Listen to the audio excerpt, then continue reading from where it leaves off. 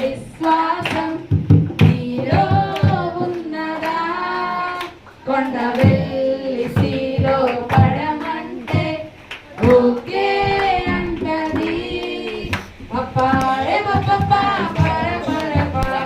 నీవే నమ్మాలంటే ఎన్నో చేసేయొచ్చు యేసు నీతో ఉంటే అన్ని సాధ్యమే